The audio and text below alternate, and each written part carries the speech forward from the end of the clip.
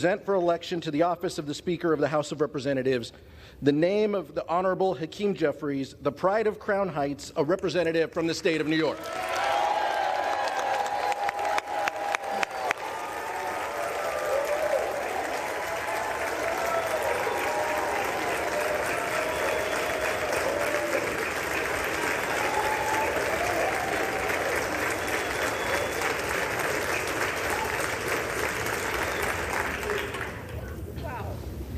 Mr. Speaker Pro Tem, this is not the history we wanted to make here in the House. It's something that none of us imagined when we were sworn in to this office. We are here because the House has been thrown into chaos. We are here because this hallowed chamber has been led to a breaking point by two dangerous forces: extremism and partisanship. The American people place their faith in us to tackle their most pressing issues: lowering costs, growing the middle class, and standing up to those set on delivering a national abortion ban. The choice before us is simple: come together on a bipartisan path forward, or take us over the cliff. Abandon the extremism that is preventing us from getting things done, or triple down on division and dysfunction. A vote today to make the architect of a nationwide abortion ban a vocal election denier and an insurrection insider to the Speaker of this House would be a terrible message to the country and our allies.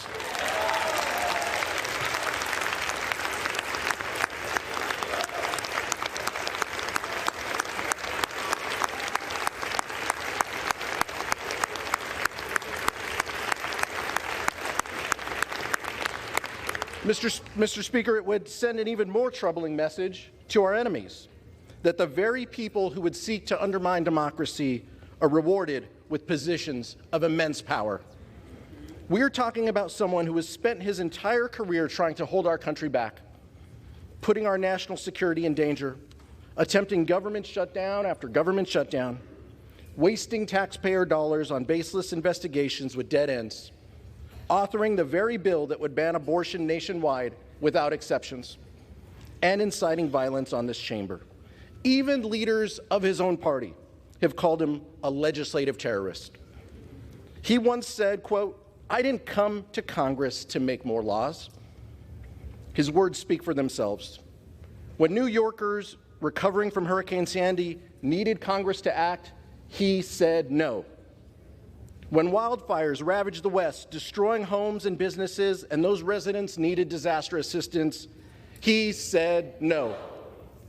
When the Mississippi River floods devastated the South and communities across state lines needed Congress to act, he said no.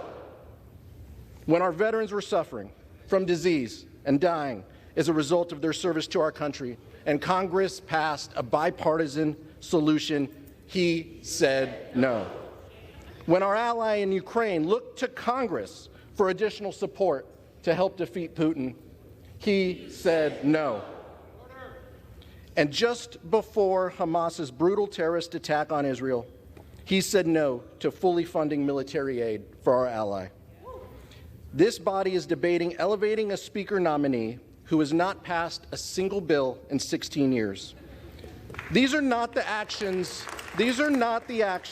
of someone interested in governing or bettering the lives of everyday Americans. This is nothing less than the rejection of the oath that we swore to uphold as duly elected members of this body. But on this side of the aisle and throughout this chamber, I'm convinced our oath still matters. To fulfill our obligations to the American people, we have no choice today but to vote for a leader of both character and conviction. When the Congress first began, we proudly stood next to him as our leader and made a promise to every American. House Democrats would work to find common ground on the issues that matter most to the American people whenever possible. That we would stand up to extremism whenever necessary. Only Hakeem Jeffries can be trusted to keep his word. Only Hakeem Jeffries can lead us out of the chaos and towards a path of governance. It brings me immense pride to nominate our friend, the Democratic leader, Hakeem Jeffries, as Speaker.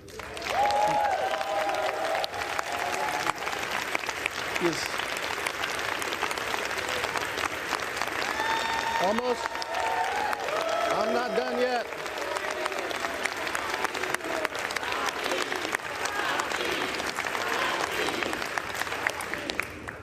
He may just be the candidate with the most votes, but he is also the candidate with the most credibility. If the goal is to continue a 30-year march to hollow out our democratic institutions, weaken our democracy, and embolden extremists, there's a candidate for you. If the goal is to continue taking marching orders from a twice-impeached former president with more than 90 pending felony charges, then there is a candidate for you. The world is watching, Mr. Speaker Pro Tem. Our allies in Ukraine and Israel are watching and waiting. So let's have this vote, but let's be clear. A vote for the gentleman from Ohio is a vote to turn your back on national security. It's a vote to turn your back on a bipartisan path to fund the government and avoid shutdowns, something we can only do if we reject his nomination. House Democrats are in the minority. We realize that. If House Republicans wanted to elect a speaker without us, then they could have. There is still a path forward for both Democrats and Republicans to come together to elect a speaker who can unite us behind a common purpose, keeping the government open on a bipartisan compromise that won more than 300 votes just 4 months ago in this chamber, taking up an up or down vote on help so Israel can defeat Hamas and Ukraine can defeat Putin, and reassuring the American people that their legislators have their backs. It's that simple, Mr. Speaker, and we can do it today. Let's work together. Let's elect a speaker who will reach out a hand of bipartisanship and deliver for the American people. That is why, once again, Mr. Speaker Pro Tem, I'm proud to nominate Hakeem Jeffries for Speaker and yield back.